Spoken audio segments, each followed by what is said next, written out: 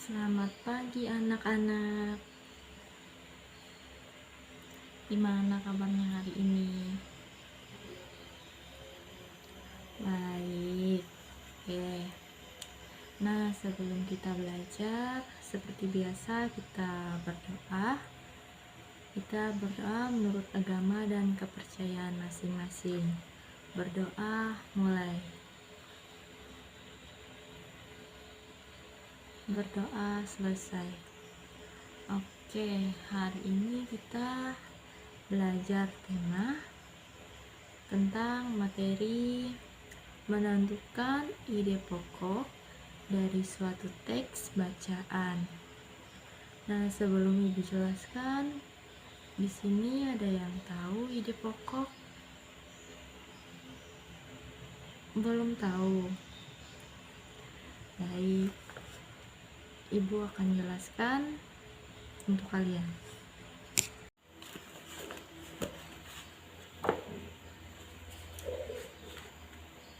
Baik, Ibu akan jelaskan. Menentukan ide pokok dari teks bacaan. Ide pokok adalah ide atau gagasan yang menjadi pokok pengembangan paragraf. Ide pokok ini terdapat dalam kalimat utama. Nama lain ide pokok adalah gagasan utama dan gagasan pokok. Dalam suatu paragraf hanya ada satu ide pokok. Nah, kalimat utama adalah kalimat yang di dalamnya terdapat ide pokok paragraf. Kalimat utama ini dijelaskan oleh kalimat-kalimat lain dalam paragraf tersebut yang disebut dengan kalimat utama adalah kalimat topik. Kemudian cara untuk menentukan ide pokok dari suatu paragraf. Cara menentukan ide pokok suatu paragraf. Yang pertama, membaca dari keseluruhan teks bacaan. Yang kedua, memahami isi bacaan teks bacaan tersebut. Kemudian yang ketiga, menentukan ide pokok bacaan. Nah, untuk penjelasan pengertian paragraf dan jenis paragrafnya, kalian bisa baca sendiri di buku paketnya ya. Di situ sudah ada semua di halaman 22. Silakan kalian baca. Ibu kasih waktu kalian membaca 2 menit. Silakan. Oke, sudah yang bacanya. Baik, sekarang Ibu tanya, pengertian paragraf itu apa sih?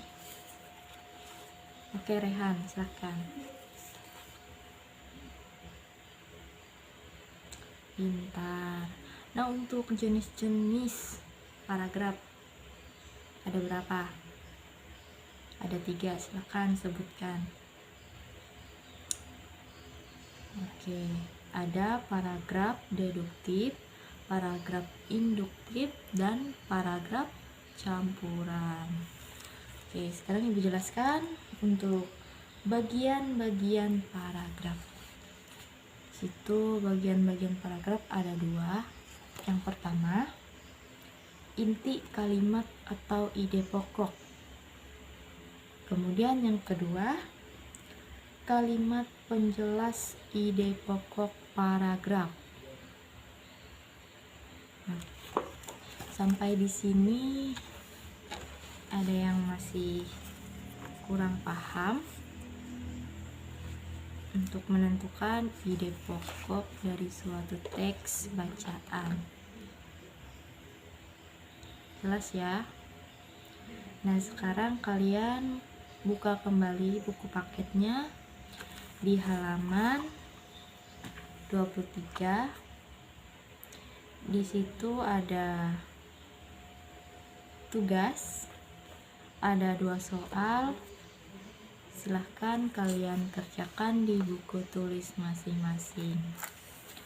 Nah, di situ yang pertama, tuliskan masing-masing 2 contoh kerjasama di rumah, sekolah, dan lingkungan masyarakat. Kemudian yang kedua, bacalah cerita berikut lalu diskusikan pertanyaan yang diberikan bersama teman sebelahmu. Nah, teman sebelahmu berarti teman sebangku. Oke, di situ silakan kalian baca ceritanya dan kalian diskusikan.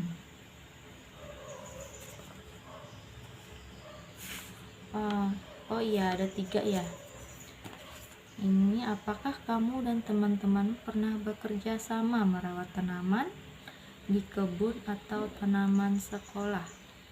Jika pernah, tuliskan pengalamanmu bekerja sama merawat kebun sekolah. Buatlah rencana kegiatan berkebun bersama teman-temanmu. Oke, jadi jumlah tugas kalian ada 3. Silahkan kalian kerjakan tugasnya dan tulis di buku tulis kalian. Oke, semua tugas kalian sudah Ibu periksa. Nah, mungkin untuk pembelajaran hari ini cukup sekian. Dan sebelum kita mengakhiri pembelajaran kita, mari kita berdoa. Berdoa menurut kepercayaannya masing-masing. Berdoa dimulai. Berdoa selesai. Selamat pagi anak-anak.